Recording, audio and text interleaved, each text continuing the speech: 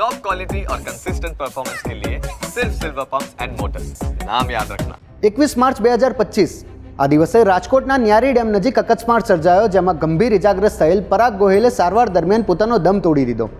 આ કેસ એટલા માટે ચર્ચામાં છે કેમ કે મૃતકનો પરિવાર 8 દિવસ સુધી ન્યાયની ભીખ માંગતો રહ્યો। ન્યૂઝ કેપિટલ ગુજરાતના અહેવાલ બાદ આખરે પીડિત પરિવારને ન્યાય મળ્યો। નમસ્કાર, ન્યૂઝ કેપિટલ સાથે હું છું મિત। GJ03NB6411 નંબરની વ્હાઇટ કલરની ટાટા નેક્સોન કાર, આ એ કાર છે જેનાથી અકસ્માત સર્જાયો અને તે કારના માલિક બાબા હોટેલવાળા રાજેશ મહેતા હતા। રાજેશ મહેતાનો સગીર વયનો પુત્ર અને સૌરાષ્ટ્ર યુનિવર્સિટીના હ્યુમન રાઇટ્સ ડિપાર્ટમેન્ટના આસિસ્ટન્ટ પ્રોફેસર રાજુ દવેના પરિવારનો દીકરો આ કારમાં સવાર હતા।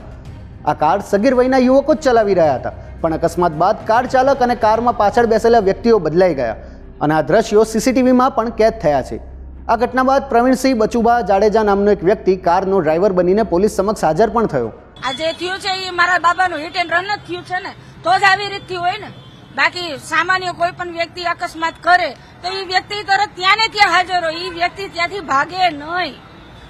અને આ ભાઈગા અને કલાક નો થાય ને તો બીજા ત્રીજા ડ્રાઈવરને તાલુકા પોલીસ ચોકી હાજર કરી દીધા કે ભાઈ ડ્રાઈવર હાજર થઈ ગયો, જોકે એ ડ્રાઈવર હતો જ નહીં। તો બીજી તરફ આ બાબતે રાજકોટ ઝોન 2 ના ડીસીપી જગદીશ બાંગવા સાથે અમારા રાજકોટના સંવાદદાતા ઋષિની વાતચીત પણ તમે સાંભળી લો।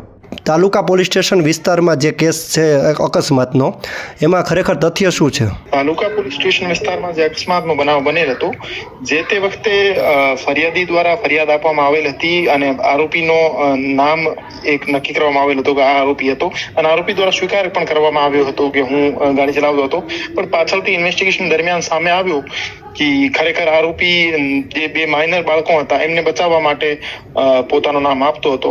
તો હવે આ જે આરોપી જે પોતાનું નામ લખાયું છે અને ફરિયાદીને પણ તે વખતે ખ્યાલ નહોતો કે ગાડી ખરેખર કોણ ચલાવતો હતો, તો આ જે અત્યારના આરોપી જે ફરિયાદમાં છે એના વિરુદ્ધ ફાઇનલ ભરવામાં આવશે અને કેમેરા ફૂટેજ લઈ લીધા છે અને કેમેરા ફૂટેજના આધારે નવા જે માઇનર આરોપી છે એમના વિરુદ્ધ યોગ્ય કાર્યવાહી કરવામાં આવશે। સર, જે તાલુકા પોલીસ ઉપર આરોપ હતો કે તેમને સેટિંગ કરીને આ પ્રકારની ગોઠવણી કરી છે, ખરેખર તથ્ય જાણવામાં આવશે કે આ પ્રકારનું સત્યતા શું છે?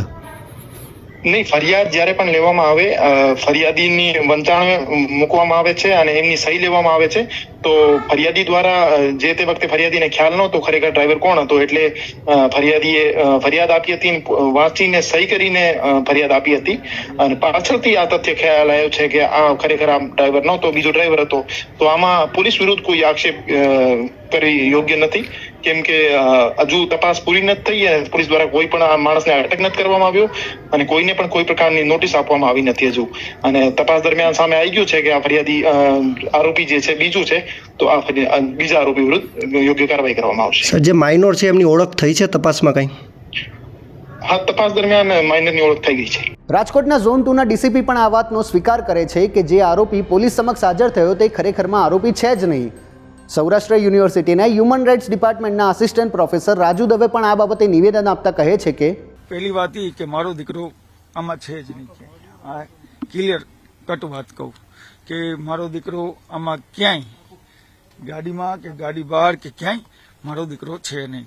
આમાં હું એટલા માટે બહુ વાત કરવા નહીં માંગુ કે પોલીસ કાર્યવાહી ચાલુ છે, જેથી અંડર પ્રોસેસ ચાલુ હોય ત્યારે એક પણ સ્ટેટમેન્ટ આપી શકાય નહીં, પણ પોલીસ કાર્યવાહી કરી રહી છે, જે હશે એ સત્ય બહાર આવશે। મારો દીકરો આમાં નથી, મારો મોબાઈલ નંબર બધા પાસે છે, એટલે વેરીફાઈ કરવાની છૂટ છે કે એ ભાઈનું હોય તો એ લોકો જે હશે એની પ્રોસેસ ચાલુ હશે।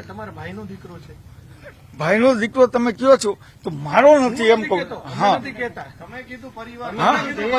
પરિવારનો છે તો મેં કીધું આપને સર, કોણ નામ ન બોલી શકું ભાઈ। ભોગ બનનાર પરાગ તો ના બચી શક્યો, પણ ન્યૂઝ કેપિટલ ગુજરાતે પરિવારનો અવાજ ઉઠાવ્યા બાદ પોલીસે અકસ્માત સર્જનાર સગીર વયના કાર ચાલકની તેમજ પોલીસને ગેરમાર્ગે દોડનાર પ્રવીણસિંહ જાડેજાને દબોચી લીધો છે। એટલું જ નહીં, પીએસઆઈ ચૌહાણ કે જેમના વિરુદ્ધ ભ્રષ્ટાચારના આરોપો લાગ્યા છે તેમની વિરુદ્ધ પણ ખાતાકીય તપાસ સોંપાઈ છે। અત્યારે બસ આટલું જ। ફરી મળીશું એક નવા વિડીયો સાથે, ત્યાં સુધી જોડાયેલા રહો ન્યૂઝ કેપિટલ સાથે। ધન્યવાદ।